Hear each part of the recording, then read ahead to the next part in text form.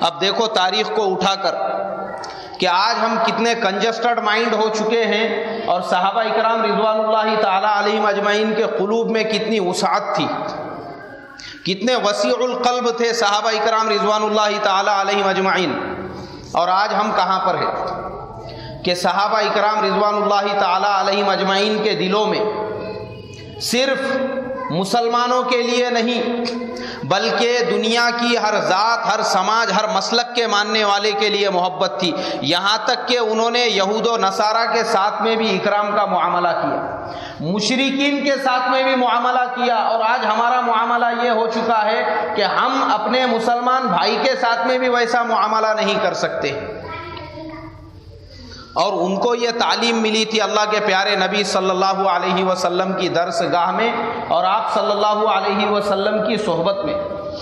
انہوں نے سیکھا تھا حضور صلی اللہ علیہ وسلم سے کہ ہر ایک سے محبت کرنا چاہیے، ہر ایک کو اپنا سمجھنا چاہیے۔ اس لیے دیکھو حضور کی زندگی کہ مکہ مکرمہ میں جب اللہ کے پیارے نبی صلی اللہ علیہ وسلم تھے تو مشرکین مکہ آپ کو ستانے لگے، پریشان کرنے لگے، آپ کے راستے میں روڑا ڈالنے لگے، آپ کے راستے میں کچرا ڈالنے لگے، آپ کے راستے میں کانٹے بچھانے لگے۔ آپ صلی اللہ علیہ وسلم صاف ستھرے کپڑے پہن کر جب حرم شریف میں نماز پڑھتے، اس وقت اوجڑیاں لا کر آپ صلی اللہ علیہ وسلم کے بدن پر ڈالی گئی۔ حضرت فاطمہ رضی اللہ تعالی عنہا دوڑتی ہوئی آئی اور مشرکین مکہ کو برا بھلا کہنے لگی، تو آپ صلی اللہ علیہ وسلم نے ان کو منع کیا اور کہا کہ بیٹی ایسا مت کہو، ایک وقت ایسا آئے گا کہ تیرے باپ کا لایا ہوا دین دنیا کے ہر کچے اور پکے مکان میں پہنچ جائے گا۔ آپ نے اپنی بیٹی کو بددعا کرنے سے روکا۔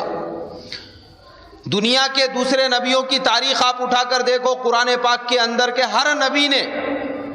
جب اس نبی کی برداشت کے باہر ہو گیا اور قوم اپنے نافرمانی کے عروج پر پہنچ گئی تو نبی کے دونوں ہاتھ اٹھ گئے بددعا کے لیے اور کہا وقال نوح رب لا تذر علی الارض من الکافرین دیار۔ 950 سال تک حضرت نوح علیہ السلام قوم کی اصلاح اور تربیت فرماتے رہے۔ کتنے سال تک؟ 950 سال تک۔ اور جب صبر کا پیمانہ لبریز ہو گیا تو پھر ان سے بھی برداشت نہیں ہوا اور ہاتھ اٹھ گئے اور انہوں نے بھی دعا مانگ لی قوم کے لیے۔ اور جب انہوں نے دعا کی پھر وہ طوفان آیا جس میں پوری قوم کو اللہ نے ہمیشہ کے لیے ہلاک اور برباد کر دیا۔ حضرت ہود علیہ السلام کی قوم پر بھی ایسی عذاب آیا،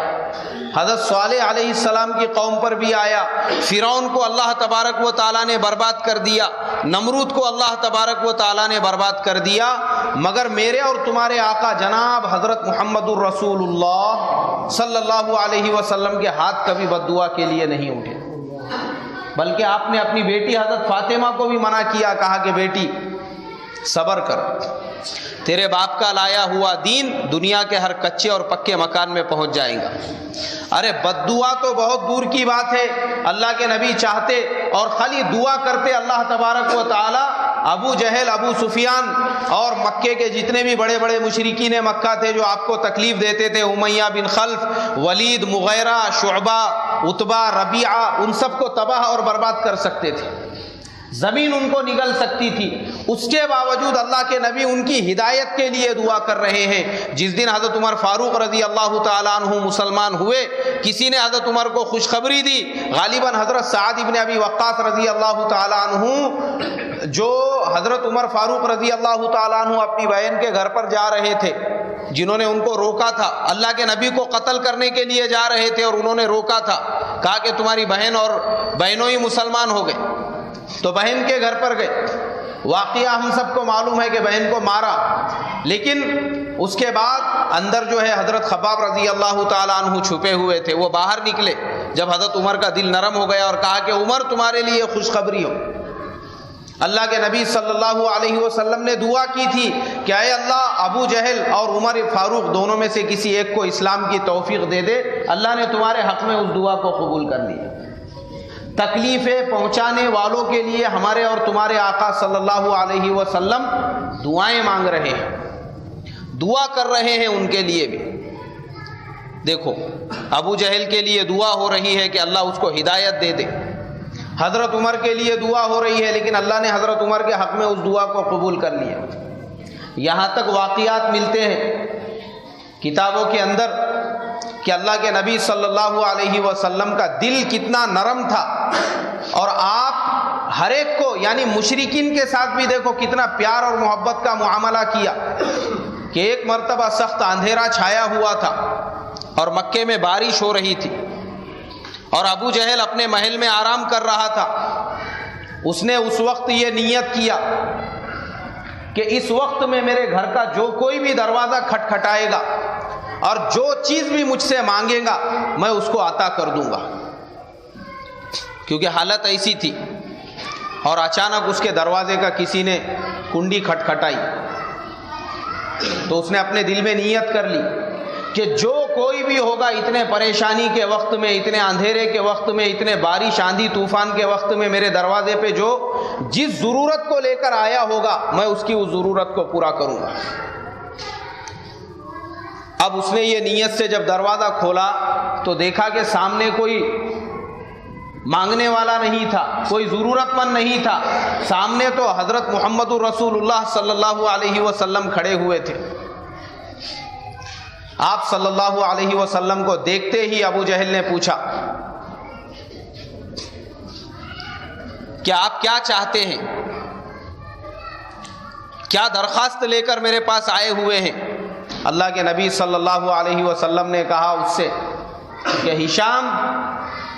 اب تک جو میں تجھ سے مانگ رہا ہوں آج بھی میں تیرے پاس وہی مانگنے کے لیے آیا ہوں کہ شاید اس کالی رات میں، اس اندھیرے میں، اس آندھی اور طوفان میں تیرا دل نرم ہو گیا ہوگا، بس تو لا الہ الا اللہ کہہ دے، قولوا لا الہ الا اللہ تفلحون، کلمہ پڑھ لے، اللہ تجھے کامیاب کر دیں گے۔ جس ابو جہل کے لیے بد دعا مانگنی چاہیے تھی، اللہ کے نبی صلی اللہ علیہ وسلم نے اس کے لیے بد دعا نہیں کی بلکہ اس کے دروازے پر پھر ایمان کی دعوت لے کر جا رہے ہیں۔ یہ تھا حضور صلی اللہ علیہ وسلم کا کلیجہ اور دل۔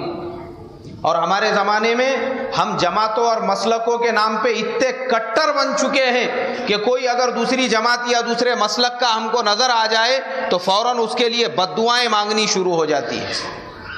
ہمارے دل اتنے تنگ ہو گئے ہیں کہ ہم اپنے دوسرے مسلمان بھائی کو جو دوسری کسی جماعت سے تعلق رکھتا ہو، آج مسلمان ایسے فرقوں میں بٹ کر ہی جو ہے تباہ اور برباد ہو رہے ہیں۔